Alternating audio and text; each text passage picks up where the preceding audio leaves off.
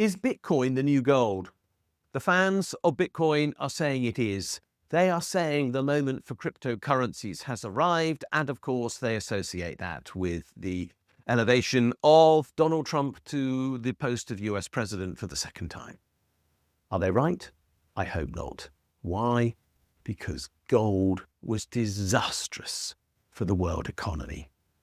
Remember that once upon a time, and I use the term appropriately because this is almost like a fairy tale, once upon a time, the value of the world's currency was supposedly fixed to the value of gold, and you could supposedly swap your pound note, your dollar bill, or whatever else it might have been, for gold in a fixed exchange rate. As a consequence, it was hoped that the number of pounds, dollars, francs, marks, and whatever else were in existence at the time would be limited by the total supply of world gold, which would therefore prevent inflation happening. This, it was said, because there was this constraint on the creation of new money, and it was claimed that it was the creation of new money that was actually the cause of inflation. The theory was wrong. It was wrong because it didn't take into account the fact that economies were growing. And growing economies, growing either by way of population growth or by way of increase of income, do require more money. And they require more money because there's more income going around. And if there's more income going around, there will be more money needed to do the trades that we all wish to partake in. Restrict the amount of money that is available and try and grow at the same time, and the only thing you get is deflation, which means that every pound has to be worth less to be spread more thinly across the economy to make sure that in practice there's enough currency to go around. The trouble with deflation is, when we face a deflationary situation, people stop spending because they believe that things will be cheaper in the future. As a consequence, you get an inevitable outcome, which is recession, leading to depression, and that's what we had in the 1930s. The attempt to fix the value of the US dollar to the value of gold led to the worst recession in US history, and of course that spilled over into the other major economies of the world, including ours, even though we had by then come off the gold standard at the beginning of that decade, but without sufficient leverage of our own because of our fixed exchange rate with the US dollar at that time. We didn't have the flexibility to create the money that was required to make our economy work. And this is the whole problem for the Bitcoin enthusiast. The Bitcoin enthusiasts are saying that because there are supposedly only ever going to be 21 million Bitcoins in total in the world, there cannot be a Bitcoin inflation. That's because they say, if the number of Bitcoins is fixed, the price can't change.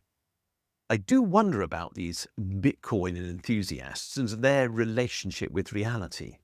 When they talk about Bitcoin and price stability, I wonder if they've ever noticed how rapidly the price of Bitcoin changes. In the space of a few months, its value can double sometimes, or of course halve. If that isn't an indication of instability and of something that is useless as a hedge against inflation, I am not sure what is. But they claim otherwise because they live in, as I said before, this fairy tale world in which Bitcoin is the answer to all questions. Bitcoin cannot be the equivalent of gold. The reason why, of course, is that Bitcoin isn't the only cryptocurrency in the world. If Bitcoin runs out, then there will be other currencies to use instead. There is no limit, in fact, to the amount of crypto that we can have, and therefore, far from being a stable source of currency, it is a source of currency instability. It's even worse than that, though, because at least gold had some uses beyond being the backup to currency. There is nothing to Bitcoin. It is just an entry in a ledger which we can supposedly see, but which we can't actually understand because it's encrypted. It is literally meaningless, worthless, empty, hollow. You keep finding the words, they all apply. Bitcoin is a myth. It doesn't exist. It is just, apparently, the answer to an arithmetic algorithm solved by a supercomputer. but it isn't actually creating value, and nor does it impart value. And if you want to understand that it has no value, just put it in relation to the real world, where it can't be used as a currency because almost nobody really accepts it as a means of payment. And when they do, they instantly translate the value of the Bitcoin that you might offer into today's value in dollars or pounds or whatever, and then accept the equivalent sum. So Bitcoin isn't money. It doesn't represent value. It isn't limited in supply. It is economically unstable. It is exceedingly price volatile. And it is claimed that the US must begin to build up Bitcoin reserves. These would be the equivalent of gold reserves. Why do the Bitcoin enthusiasts want the US to have Bitcoin reserves? Because that creates new demand for that limited supply of Bitcoin. And what happens when you have new demand for something that is supposedly in limited supply? The price goes up. So all those who currently own Bitcoin will think themselves better off. And when, as they claim, other countries will then have to follow the US and create Bitcoin reserves, the price will go up again. And this is what they're trying to create. A giant Ponzi scheme with government funding being used to increase their private wealth. I've seen dangerous ideas in economics in my time. Ponzi schemes are usually the most exploitative, the most abusive, and the worst. And Bitcoin, frankly, looks exactly like that.